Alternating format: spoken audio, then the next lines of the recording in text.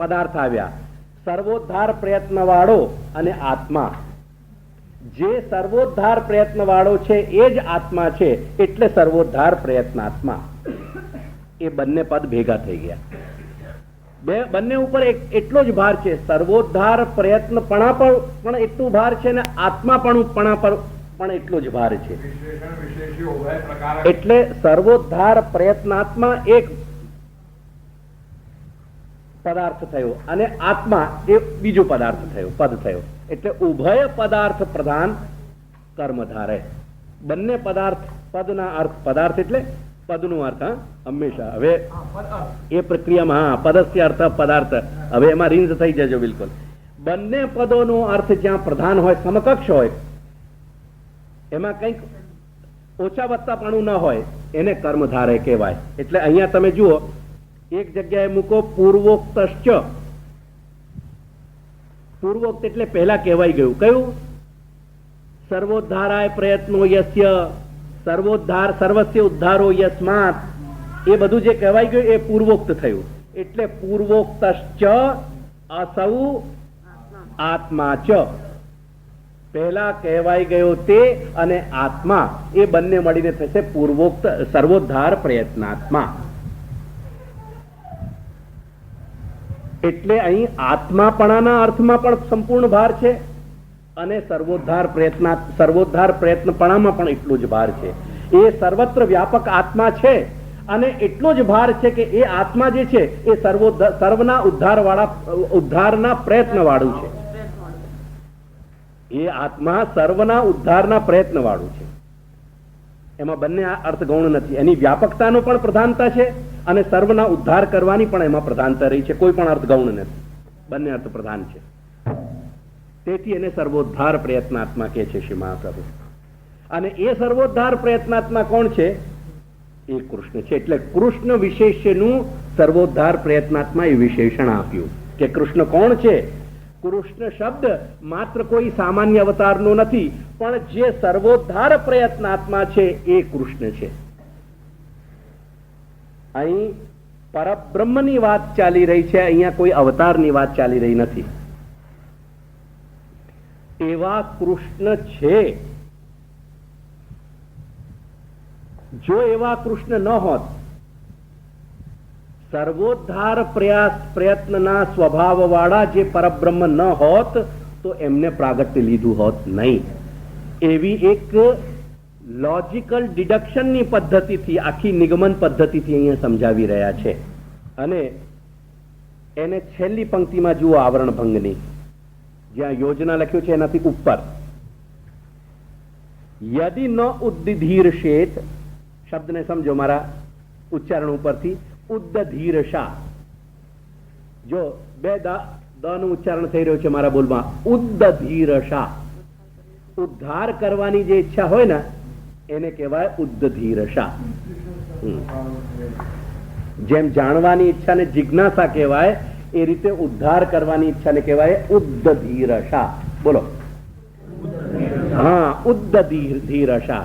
એ યદિ નોદ્દધીરશેત, જો એની ઉદ્ધાર કરવાની ઈચ્છા ન થઈ હોત તો ઈદૃશ સન, આ પ્રમાણે સંપૂર્ણ રૂપથી ન પ્રાદુર્ભવેત, એ પ્રગટ ન થયો હોત.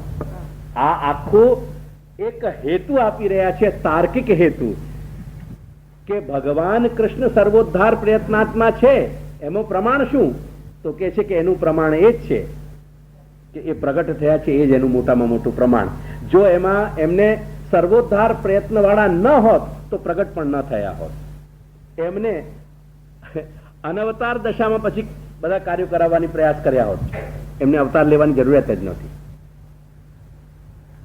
અવતાર શા માટે લીધું છે એ આપણે મહાપ્રભુના નિબંધના મંગલાચરણમાં સ્પષ્ટ કરશું. એને આપણે અત્યારે સ્પર્શ નથી કરતા. આપને પોઈન્ટ લખવો લખી રાખો. બીજો કોઈ પ્રશ્ન હોય તો કરો આપ. મારે ખ્યાલ આવ્યો ને મારી વાતનો? જો ઉદ્દધીરશા ન હોત શ્રી ભગવાનમાં, કૃષ્ણમાં, તો એ પ્રગટ થયા ન હોત. આવો એક હેતુ આપી રહ્યા છે.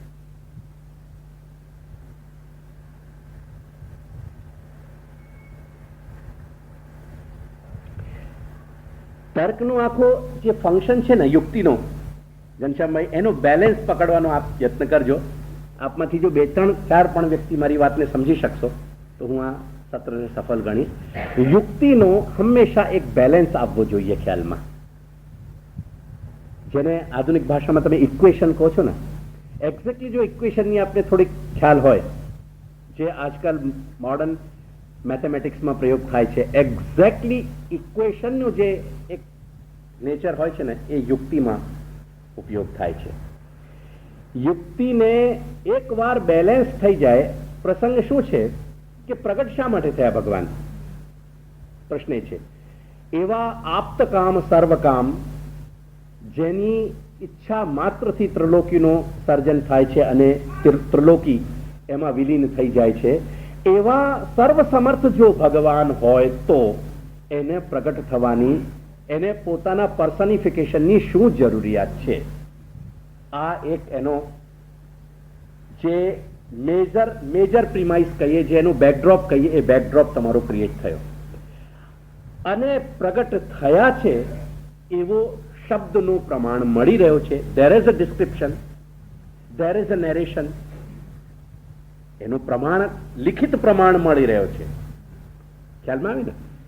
કેમ કે હું અત્યારે બહુ હાયર મિનિંગમાં નથી કહેતો, પણ સામાન્ય મિનિંગમાં કહું તો લોક વ્યવહારમાં નેરેશન અથવા history, it goes an evidence without saying. મારું સામાન્ય સમજમાં આવે છે ને? આપને બેલેન્સ આપવાનો પ્રયાસ કરું. હું થોડીક સટલિટી બતાવવા માંગુ છું. અત્યારે ઇતિહાસને એક સામાન્ય પ્રમાણ રીતે લોક વ્યવહારમાં સર્વત્ર સ્વીકારવામાં આવ્યું છે. કોઈ જગ્યા એવું નથી કે જ્યાં નેરેશનને, કે જ્યાં narration is not simple story telling. એટલું ધ્યાન રાખજો. નેરેશન જે છે ને, એ narration is the presentation of the past continuation. Past કન્ટિન્યુએશનનું જે પ્રેઝન્ટેશન છે, ઇટ ઇઝ ધી નેરેશન. એટલે જે હિસ્ટરી છે, એ હિસ્ટરી ઇટસેલ્ફ એક સેલ્ફ એવિડન્ટ પ્રમાણ છે. To prove the history you do not put a further evidence. મારી વાત ખ્યાલમાં આવી રહી છે? મારો ખ્યાલ આપજો થોડું. તેથી જ્યારે શબ્દ પ્રમાણ મળી રહ્યો છે, શબ્દનો તમારા પાસે ઉલ્લેખ મળી રહ્યો છે, there is a evidence, there is a narration કે કૃષ્ણ પ્રગટ થયા હતા. તેથી સર્વકામ, આપ્તકામ, સર્વાંતર્યામી, સર્વાત્મા, સર્વશક્તિમાન જે પરમકાષ્ઠાપન્ન તત્વ છે, એવા તત્વને પ્રગટ થવાની જરૂરિયાત નથી. કોઈ there is no reason. ખૂબ વિચારતા, વિપુલ વિચાર કરતા પણ એનું કોઈ કારણ મળતું નથી, અને છતાંય એ પ્રગટ થયા છે એવો એવિડન્સ છે, એવો ઇતિહાસ મળી રહ્યો છે. therefore it is clearly evident કે એની સામે કોઈક એવો ઇનઓર્ડિનેટ, કોઈ કંઈક એક્સ્ટ્રાઓર્ડિનરી કંઈક પર્પઝ છે કે જે પર્પઝના હેતુથી એ પ્રગટ થયા. કરો. એક તો બીજું કારણ નથી મળતું માટે આ કારણ સ્વીકારીએ. કયું? એવું કોઈ કારણ બીજું કંઈ જણાતું નથી. અને માત્ર આ કારણ છે, બરાબર, માત્ર આ જ કારણ છે. એનું ગ્રાઉન્ડ ઉપર ચાલવું પડશે. હવે આપ છે ને, આનું જ નામ છે અધિકરણ શાસ્ત્રમાં. એક પહેલા ગ્રાઉન્ડ ક્લિયર કરશો આપ. આપણે કૃષ્ણનો જે પ્રાગટ્ય છે ને, એ શેના ઉપરથી ડિસાઇડ કર્યું? એકચ્યુઅલી આ બધી ચર્ચા મારી ચોથા શ્લોક માટે રિઝર્વ છે, છતાંય આપણે થોડીક ચર્ચા એની અહીંયા કરીએ, એમાં કઈ તકલીફ નથી. કૃષ્ણનો પ્રાગટ્ય એટલે કૃષ્ણ પ્રગટ થયા, એ આપણે શબ્દ પ્રમાણ ઉપરથી આપણે જાણ્યું. એ જ શબ્દ પ્રમાણ એવું પણ નેરેશન આપે છે કે અસાધનને સાધન કરનારો, જે શ્રી મહાપ્રભુએ સ્વયં યુક્તિ આપી છે આમાં, અસાધનને સાધન કરનારો મૂળ અવતારી સિવાય બીજું કોઈ નથી. એટલે આ સૌથી મોટું ઇનઓર્ડિનેટ એનો પર્પસ છે, એનો હેતુ છે ઇનઓર્ડિનેટ. ના, આપણે પહેલા એટલું જ લઈએ કે અસાધનમ સાધનમ કરોતી. અસાધનને સાધન બનાવી દે છે. દાખલા તરીકે કામ, ક્રોધ, લોભ, મોહ, મદ, માત્સર્ય, આ તમામ જે ઇમોશન્સ છે, એટલે આ તમામ જે ના, હા બેટા, એટલે આવેગ નહીં બેટા, મના આવેગ એટલે एक मिनट है, तो शब्द निकल गया, मैं बताऊंगा सर. इंस्टिंक्ट्स नहीं है ये, असल में सेंटिमेंट्स है, ये सेंटिमेंट्स है. तो आ જેટલા સેન્ટિમેન્ટ્સ છે, આ સેન્ટિમેન્ટ્સ કદીએ ઇવન આધુનિક વિજ્ઞાનોની દ્રષ્ટિથી પણ આપ જોઈ લો કે આ બધા સેન્ટિમેન્ટ્સ કદીએ મનુષ્યના વિકાસમાં હેલ્પફુલ નથી થતા. Emotions are always helpful, emotions are always positive, but sentiments are always deteriorative. એ હંમેશા ડિટેરિયોરેશન કરાવે છે, એ કદીએ મનુષ્યને હેલ્પ નથી કરતા. મનુષ્યના વિકાસ સાધક એના ઇમોશન્સ છે, અને ક્રોધ એ ઇમોશનમાં છે.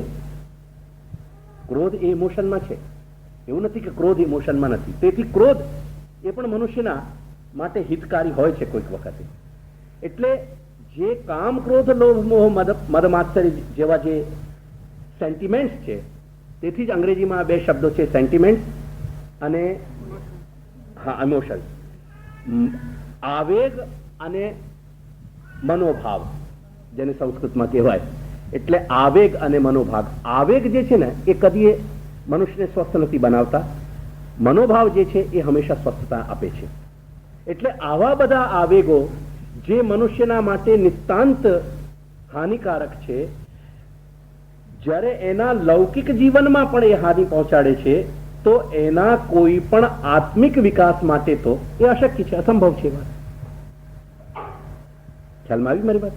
એટલે એવા અશક્ય જે પાસાઓ છે એને શક્ય બનાવનાર જે પ્રયોજન છે, એ પ્રયોજન એ કૃષ્ણનું ઉદ્ધાર કરવાના પ્રયોજનના પાછળ રહેલો છે. મારી વાત સમજમાં આવી? એક તો આ બંને વસ્તુને પહેલા થોડુંક સેપરેટ કરીને ચાલો. એક તો લોજિકનું ફંક્શન આપ પહેલા સમજી લો કે લોજિકે એટલું ફંક્શન ત્યાં આપી દીધું કે જો એને ઉદ્ધાર કરવાની ઈચ્છા ન હોત તો એ પ્રગટ આ રીતે થયા ન હોત, એમની પૂર્ણતા સાથે. કેમ કે એમની પૂર્ણતાથી પ્રાકટ્યના પ્રમાણ મળે છે, તેથી એક વસ્તુ સ્પષ્ટ છે કે એ ઉદ્ધાર કરવાની ઈચ્છાથી જ પ્રગટ થયા. આ બેસિક જે મૌલિક યુક્તિનો જે આખું ફંક્શન છે ને, એને પહેલા આપ સમજી લો.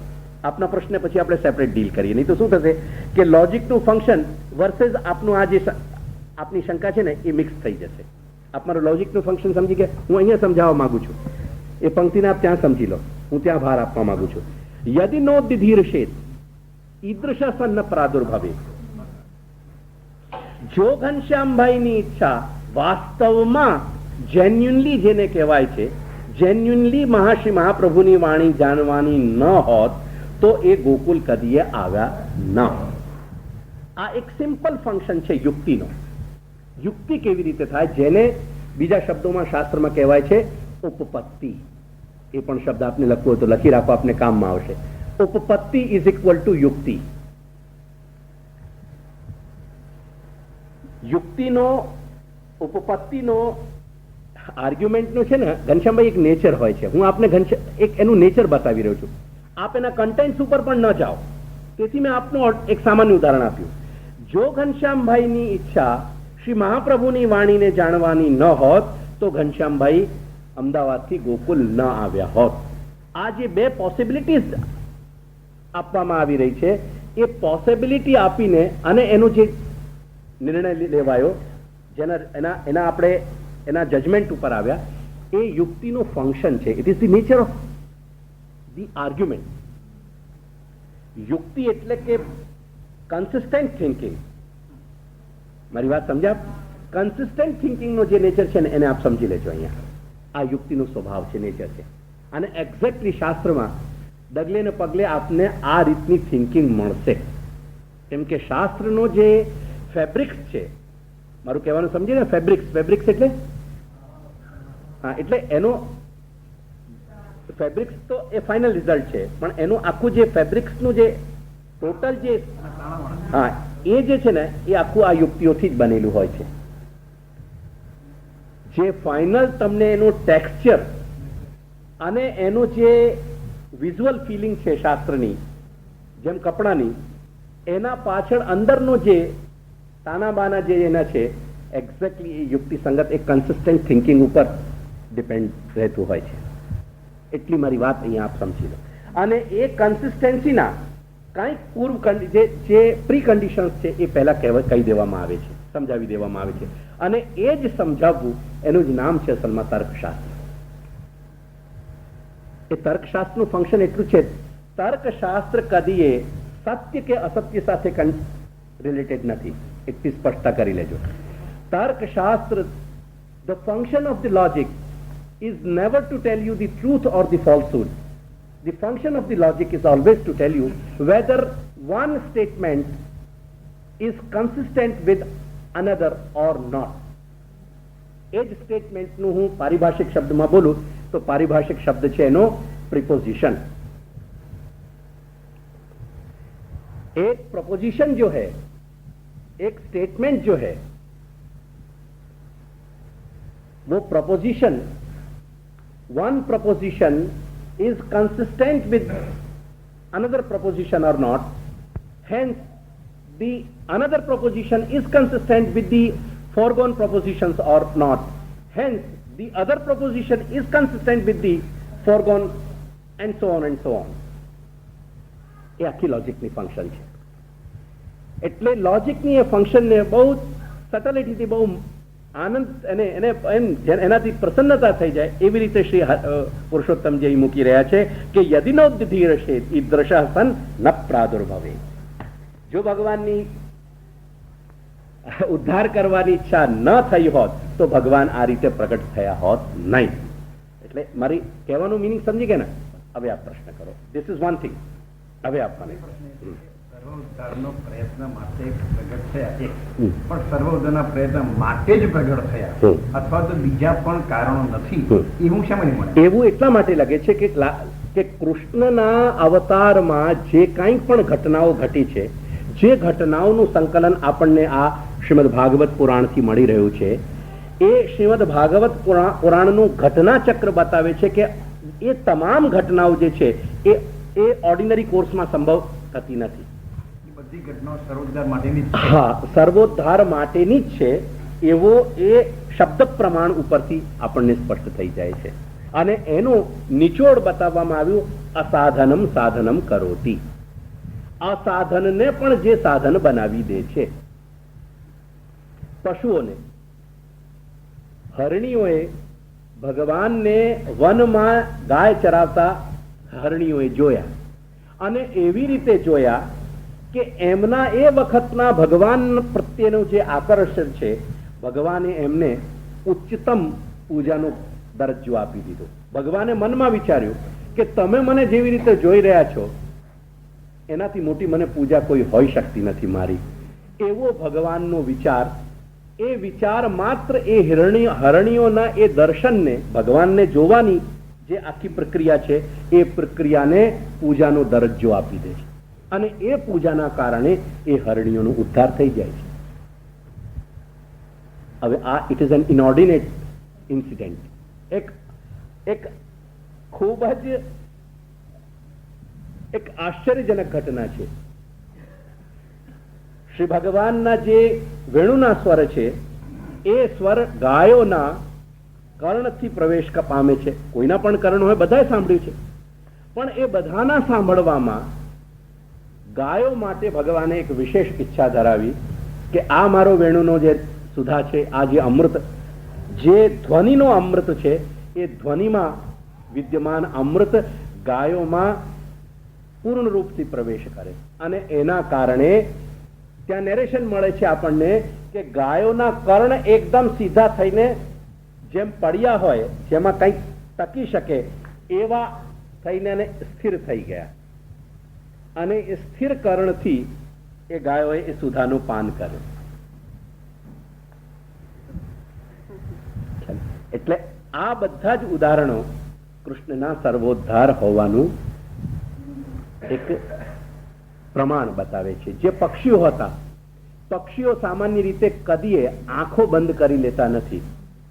શ્રીમદ ભાગવત બતાવે છે કે જે વખતે વેણુનો નાદ પ્રસર્યો એ વખતે ઝાડ અને ઝાડ પાન અને લતા પતાકા ઉપર બેસેલા જે પક્ષીઓ હતા એ સ્થિર થઈ ગયા, એમના સ્પંદન બંધ થઈ ગયા, જેમ કોઈ જડ થઈ જાય, અને આંખો બંધ થઈ ગઈ. એ બતાવે છે કે the flute which those birds heard was some inordinate thing. એ કંઈક જુદી વસ્તુ હતી કે જે એમને એ વેણુનો નાદ સાંભળ્યો. એટલે આ બધા પ્રમાણોને આપ કન્સિસ્ટન્ટ મૂકો, અને કન્સિસ્ટન્ટ મૂકી એના ઉપરથી જજમેન્ટ ઉપર આવો, અને જજમેન્ટ આપનું આ જ નીકળશે, અસાધનમ સાધનમ કરોતિ. આ સાધનને પણ જેને સાધન બનાવી દીધા. હવે પ્રસંગ એ નથી કે આ શબ્દો તમારા વાસ્તવમાં સાચા છે કે નહીં, આ રીતે પક્ષી કરી શકે છે કે નહીં, એ બીજા પ્રશ્નો થયા. એ પ્રશ્નનો બીજો પાસો છે. લોજિકનો ફંક્શન કેટલો છે? You have got the few statements, the statements are consistent with each other, and hence you come to a judgement, and the judgement is final. It is proven it's true. યુક્તિનો function ત્યાં complete થઈ ગયો. ખ્યાલમાં આવી ને? એ આખું ઇક્વેશનનું formulation. આપ થોડુંક આઇન્સ્ટીન અને પોસ્ટ આઇન્સ્ટીનનું જનરલ લેખ વાંચો, બે ચાર આપ. જે મોડર્ન ફિઝિક્સમાં જે ડાયનામિઝમ આવ્યું છે, ક્વોન્ટમ ફિઝિક્સનું. Quantum physics is the name of uncertainty in the physical world. આ હું એક જનરલ સ્ટેટમેન્ટ આપી રહ્યો છું, because I am also a layman for science. પણ જે કંઈક દાદાજીની કૃપાથી હું સમજુ છું, ક્વોન્ટમ ફિઝિક્સનું તમે વાંચો, quantum physics is equal to uncertainty. મારી વાત સમજે? એટલે એ આખી અનસર્ટનિટીનો નિર્ધાર કરીને અત્યારે જે કાંઈ પણ આ ફિઝિક્સમાં જાણવાનો પ્રયાસ કરી રહ્યા છે, ફોર એક્ઝામ્પલ એસ્ટ્રોફિઝિક્સ, એટલે ખગોળમાં રહેલા જે ભૌતિક જે પ્રોપર્ટીઝ છે એને જાણવાનો યત્ન. હવે એ બધો જ પ્રયાસ માત્ર મેથેમેટિક્સના ઇક્વેશન્સથી થઈ રહ્યો છે ઘનશ્યામભાઈ. અને ઇક્વેશન્સની જે ટોટલ ફંક્શન છે ને, it is nothing but to reach with certain mathematical applications to reach to a consistent conclusion. That's all. That is the meaning of equation. अब आप किसी अच्छे बड़े मैथमेटिशियन से इस बात को समझ लीजिए, देवकीनंदन के इस स्टेटमेंट में फर्क नहीं आएगा. मैं बाबा को बहुत पहले ये समझाया करता था, ये साइंस को लेकर के बहुत मेरे सामने प्रश्न करता था, छोटा अपना विठल बाबा. मैं बाबा को यही समझाया करता था, मैं कि बेटे मेरी तकलीफ ये है कि न तो अभी आपने शास्त्र सही जाना है और न आप सही विज्ञान से परिचित हैं. इसलिए मैं आपसे घबराता हूं, क्योंकि मेरे दोनों ही सेंटेंसेस आप तक पहुंच पाएंगे कि नहीं पहुंच पाएंगे. अब आज वो परिपाक उनमें आ गया है, इसलिए आज ये सही बात को समझते हैं कि मैं क्या कहना चाह रहा हूं. सबसे बड़ी तकलीफ यह है घनश्याम भाई हमारे समाज की, कि न तो हम ये जानते हैं कि वैज्ञानिक चिंतन क्या है, और न हम ये जानते हैं कि शास्त्रीय चिंतन क्या है. ख्याल में आया? जैसे वैज्ञानिक चिंतन को आप लीजिए, मैं 5 मिनट चर्चा कर रहा हूं जो उपयोगी चर्चा है, मैं इसमें सिर्फ कोई अपनी बाहर की बात यहां रखना नहीं चाह रहा. आपने ख्याल में आवे छे ना? जो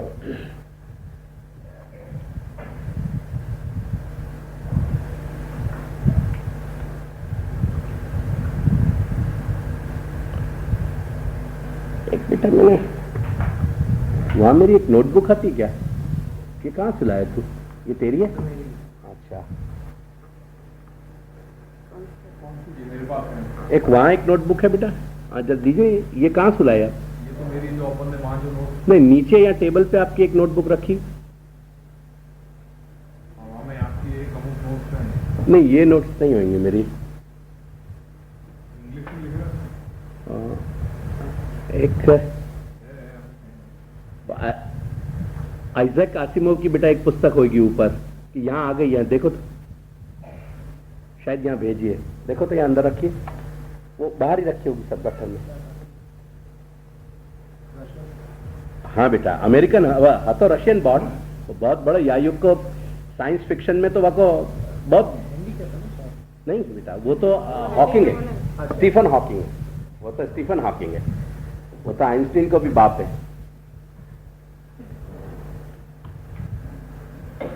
आइजैक आसिमोव बेटा साइंस का बहुत रेप्यूटेड फिगर है, जैसे कार्ल सांगा, ये 2-3 फिगर अमेरिका में देवतान की तरह पूजे जाएं बेटा। Americans worship them, I mean they have deified them.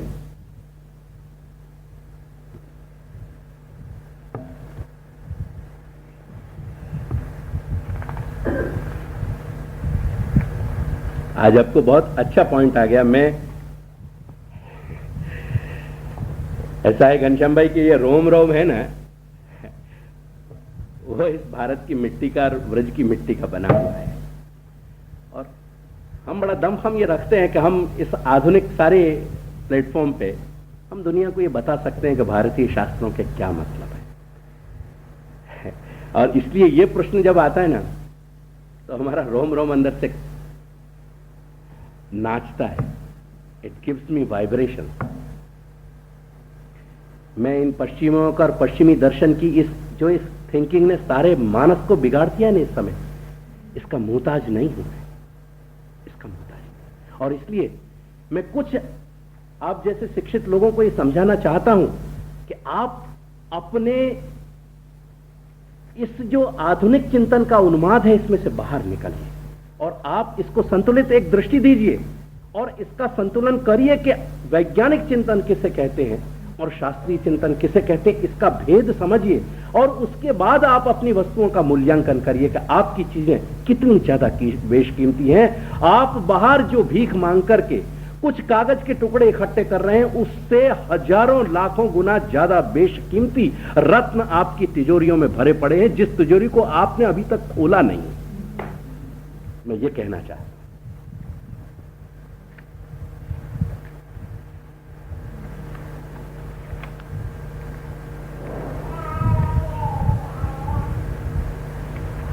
देखिए, एक तो साइंस के लिए बहुत अच्छी बात इसने कही है, बहुत बड़ा वैज्ञानिक था, अभी मरे हैं, मैं समझता हूं 1-2 साल हुए होंगे, Isaac Asimov. Science will not stand still, it is a panorama that subtly dissolves and changes even while we watch. इसलिए एट एनी मोमेंट अगर विज्ञान को प्रमाण मान के आप बैठ जाएंगे ना, तो you have all the ground to lose your ground at any moment.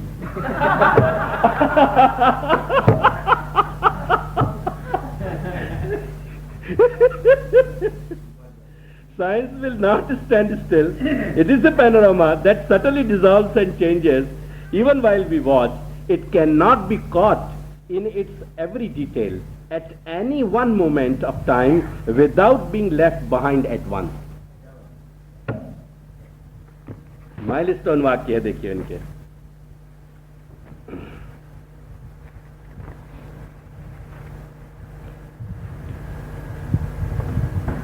The essentials of the intellectual game of man against nature are 3. बड़ा अच्छा साइंटिफिक थिंकिंग को इन्होंने समराइज किया है। The essentials of the intellectual game of man against nature are 3.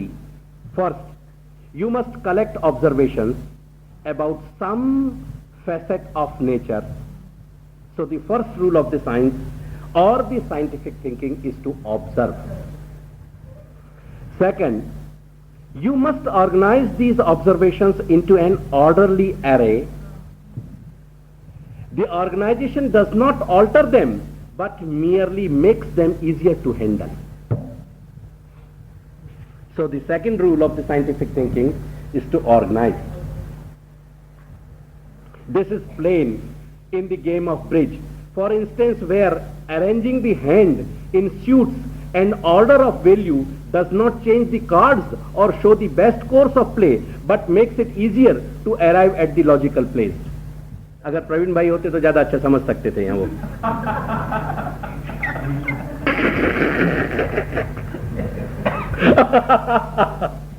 क्योंकि उन्होंने 17 से ज्यादा क्लबों से संबंध रखा है, so he could have understood it better.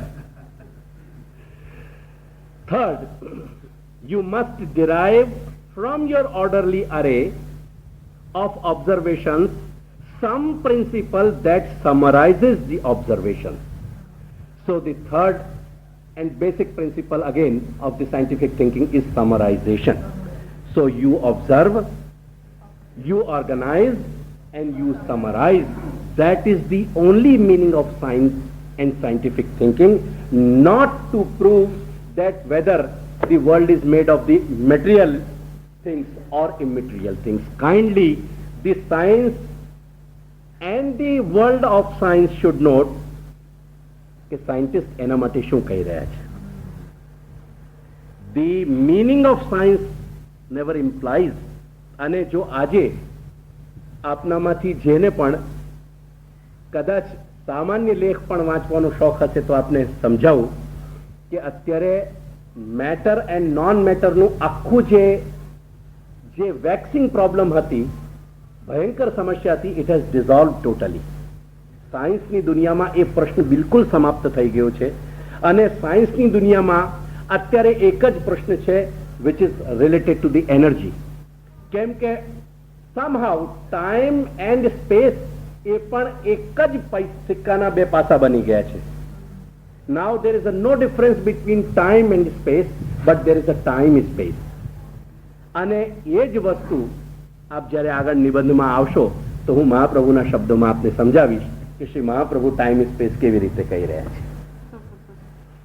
એટલે હવે ટાઈમ સ્પેસ થઈ ગયો અને એનર્જી જે ટોટલ એનર્જી જે છે એ એનર્જી માત્ર અત્યારે એટલી જ ડિસ્ટિંક્શનમાં સાયન્ટિસ્ટો મગજમારી કરી રહ્યા છે કે માથાપચ્છી કરી રહ્યા છે કે weather it exists in the form of waves or whether it stands in the form of rays.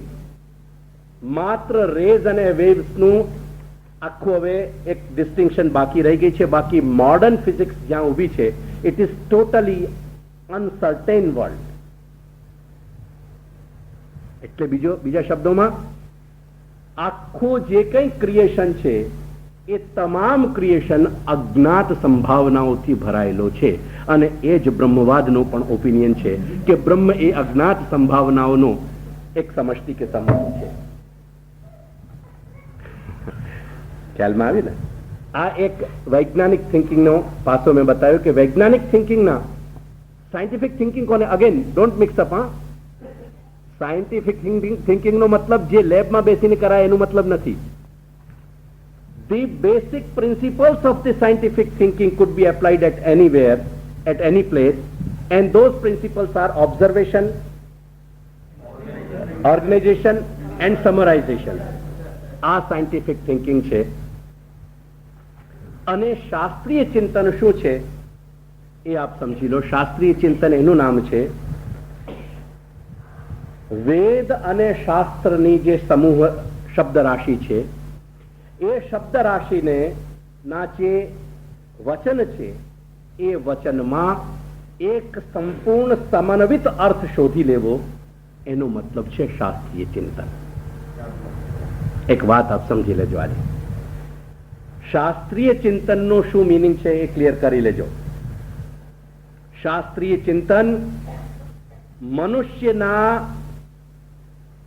અપૂર્ણ મસ્તિષ્કની અપૂર્ણ જે લોજિક છે એનો કદીય મોતાજ નથી. એની ભીખ માંગવા એ કદીય નથી બેસતો. સો ધી ફર્સ્ટ થિંગ ઇઝ કે મનુષ્ય પોતે પોતાની જે અપૂર્ણતા છે એનો સૌ પ્રથમ વિચાર કરી લેવું જોઈએ કે એના જે ઇન્સ્ટ્રુમેન્ટ્સ છે એ કેટલા બધા ઇનકેપેબલ છે. જે હું ચોથા શ્લોકની સાથે જ હું આપને બધું બતાવીશ કે કેટલા હાઉ મચ ઇનકેપેબલ હી ઇઝ. આજે જે મનુષ્ય પોતાના અહમને કેપેબિલિટીઝમાં પ્રૂવ કરવા માંગે છે એનો જ બીજો પાસો હું આપને બતાવીશ કે હાઉ મચ ઇનકેપેબલ હી ઇઝ. કોઈ પણ વસ્તુની સત્યને જાણવા માટે અને એના માટે આપને શાસ્ત્રનું વિવેચન નહીં, આપ વિજ્ઞાનને વાંચો.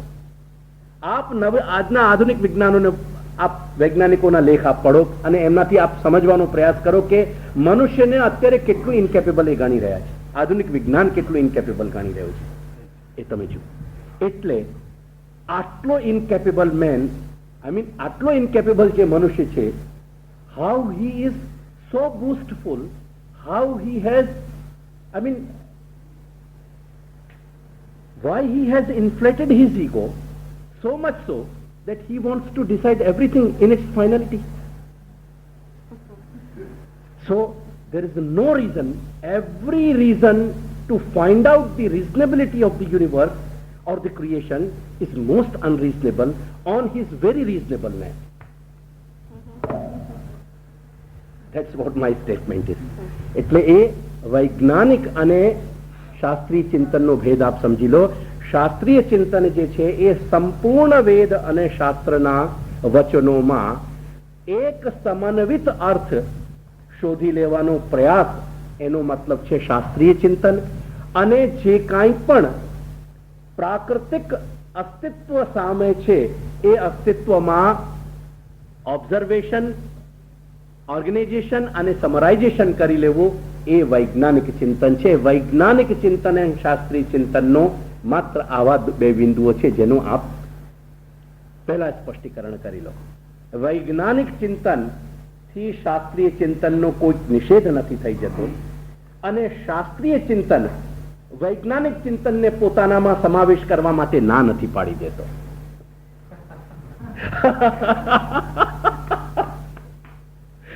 શાસ્ત્રીય ચિંતન વૈજ્ઞાનિક ચિંતનને પોતાનામાં સમાવિષ્ટ કરવા માટે કદી ના નથી પાડતો. કેમ?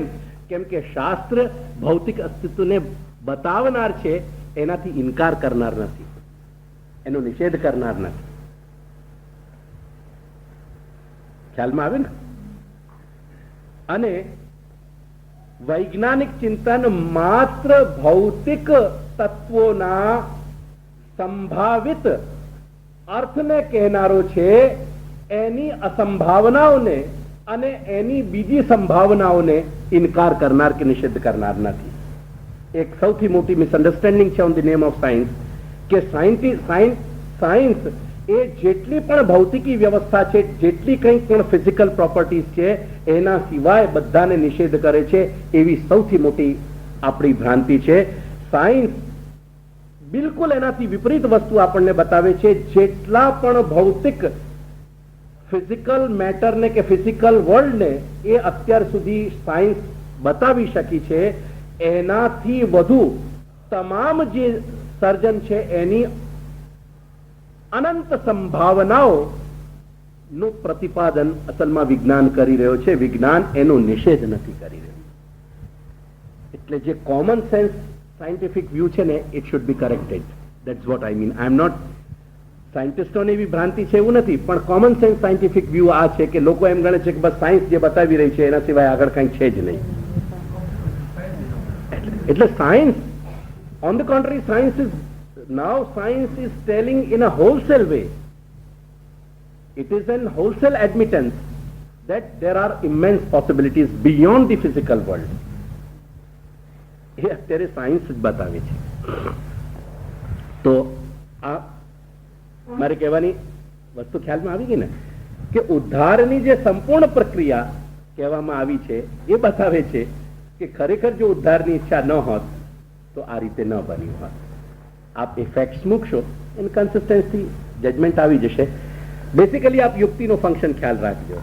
અહીં વધુમાં વધુ લોકો માર ખાય છે અત્યારે શાસ્ત્ર માટે અને ધર્મ માટે જે લોકોનું નિષેધાત્મક વલણ છે, એ વલણનું મૂળ કારણ છે કે એમને વૈજ્ઞાનિક ચિંતનના બિંદુઓ ખ્યાલ નથી અને એમના શાસ્ત્રીય ચિંતનના બિંદુઓ ખ્યાલ નથી. અને over and all above, they do not know the true function of the logic. चलो,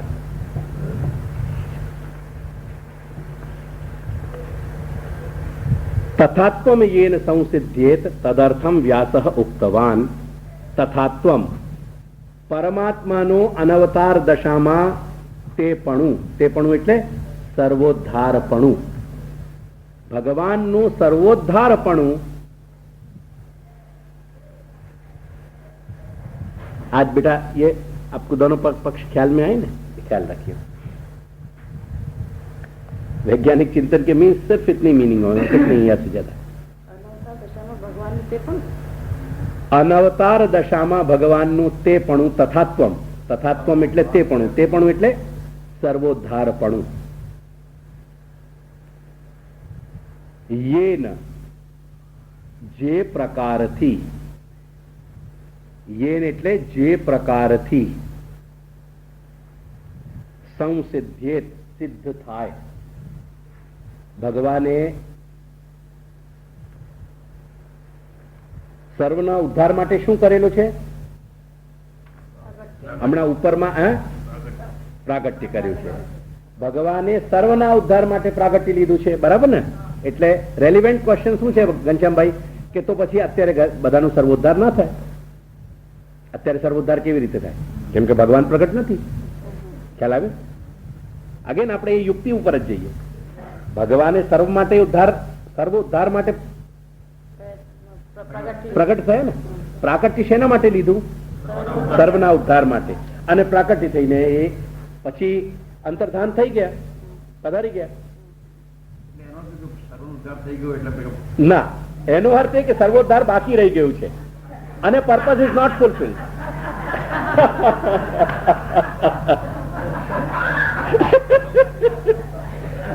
કેમ કે સર્વોદ્ધારને માત્ર આપણે પાસ્ટ ટેન્સમાં સીમિત ન કરી શકીએ. It is a continuous process. Creation is a continuous process, and hence સર્વોદ્ધાર has got to be continuous. જો કન્ટિન્યુઅસ પ્રોસેસ કહીએ તો સર્વના ઉદ્ધાર માટે જેમને પ્રાગટ્ય લીધું હતું, તો અત્યારે પણ સર્વના ઉદ્ધાર માટે એક રીતે પ્રયત્ન કરે છે. એક્ઝેક્ટલી મહાપ્રભુ એ જ કહે છે કે તથાત્વમ યેન સંસિદ્ધ્યેત, જેથી ભગવાનના સર્વોદ્ધારપણાનો જે પ્રભુનો હેતુ હતો એ હેતુ નિરસ્ત ન થઈ જાય, એ હેતુ અડધો ન રહી જાય. તેથી શ્રી વ્યાસજીને અવતાર એટલે શ્રી વ્યાસજીના રૂપમાં અવતાર લઈને અને એમને ભાગવત પ્રગટ કરાવ્યું. તેથી અગેન ભાગવત માટે એ જ યુક્તિ કન્સિસ્ટન્સીથી જશે કે જો ભગવાન સર્વોદ્ધાર પ્રયત્ન વાળા ન હોત તો એમને ભાગવતનું પ્રાગટ્ય કરાવ્યું ન હોત. એક્ઝેક્ટલી એ જ યુક્તિ જશે. જો ભગવાન સર્વોદ્ધાર પ્રયત્ન વાળા ન હોત તો એ ભાગવતને સમજાવવા માટે શ્રી મહાપ્રભુનું પ્રાગટ્ય કરાવ્યું ન હોત. Exactly consistent argument એ જ ચાલશે. And that's how the logic functions. ખ્યાલ આવ્યો આપને? હવે ફર્ધર યુક્તિઓ બતાવી રહ્યો છે. આ બીજી પંક્તિ મહાપ્રભુની એ જ કે છે. મહાપ્રભુ અહીંયા આમાં એ જ કહી રહ્યા છે. એક તો સ્ટેટમેન્ટ ઉપર આપી દીધું, હવે એ સ્ટેટમેન્ટની કોરોલરી બતાવે છે. જે પ્રાગટ્ય થયું એ વખતના જીવનની ઉત્તમતા જોઈએ ભગવાન જાતે પ્રગટ થાય. અત્યારે જીવનની ઉત્તમતા નહીં હોય અથવા તો પ્રમાણમાં નહીં હોય. જો બહુ fine question. I'll entertain it. You have got a fine question, fine point. एक सेकंड, मैं इनके प्रश्न में थोड़ा सा उलझ रहा हूं अभी. आपका प्रश्न का मैं अभी जवाब दूंगा. देखिए હવે થોડો થિંકિંગ ને છે ને હજી આપ જેમ મેં યુક્તિનું એક ફંક્શન બતાવ્યું ને એટલે હવે આપ શાસ્ત્રના જે નેરેશન્સ છે ને એ નેરેશનને ફરી એક વખતે સમજવાનો પ્રયાસ કરો. એક તો જ્યારે અને ત્યારે આ બે શબ્દો છે ને એ આપણી થિંકિંગને હંમેશા ટાઈમ બાઉન્ડ બનાવી દે છે. એટલે ટાઈમ બાઉન્ડ જે થઈ રહ્યા છે ને એમાંથી આપણે બહાર આવીએ. ખ્યાલ આવી રહ્યો છે?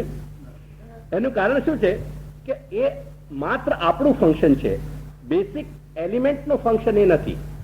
જે દાખલા તરીકે એસ્ટ્રોફિઝિસિસ્ટ બધા એ બતાવે છે કે આપણે અર્થથી almost once we cross the distance of nearly 500 kilometers or around 300 miles, the relations of the physical bodies is never up and down, but it is always parallel. ખ્યાલ ને? એટલે એ મારા અને તમારા જેવાની એક અન્ડરસ્ટેન્ડિંગ છે કે ચંદ્રમા ઉપર છે અને આપણે નીચે છીએ. ખ્યાલ મેં? એક્ઝેક્ટલી જો આપણે જોઈએ તો કાંક તો આપણે ઓંધું જોઈ રહ્યા છીએ અને કાંક અમેરિકા વાળાઓ માથાથી ચાલે છે અને એમના પગ ઉપર છે.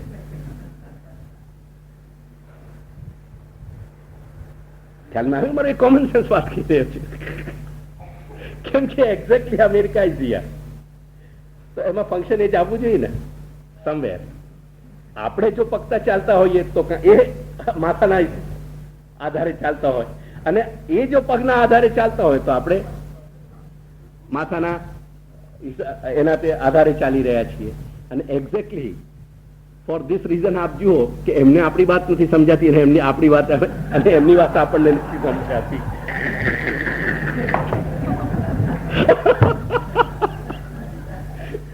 Let's come to the point. એટલે ઇક્વેશન્સ જે છે ને, ફિઝિકલ ઇક્વેશન્સ આપ જો કે એટ સર્ટન ડિસ્ટન્સ આપણે કવર કરી લઈએ પછી એ અપ એન્ડ ડાઉન રિલેશન્સ નથી રહેતા, પણ ઓલમોસ્ટ પેરેલલ બોડીઝના રિલેશન્સ આવી જાય છે.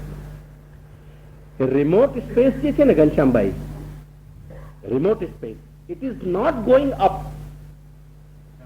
સીધું અપવર્ડ અને અપવર્ડ જવું એ જ એક્ઝેક્ટલી નથી. એટલે એ આખા જેમ physical relations at some distance બિલકુલ જુદા થઈ જાય છે ને, એવી જ રીતે આપ સમજવાનો પ્રયાસ કરો કે જ્યારે આપ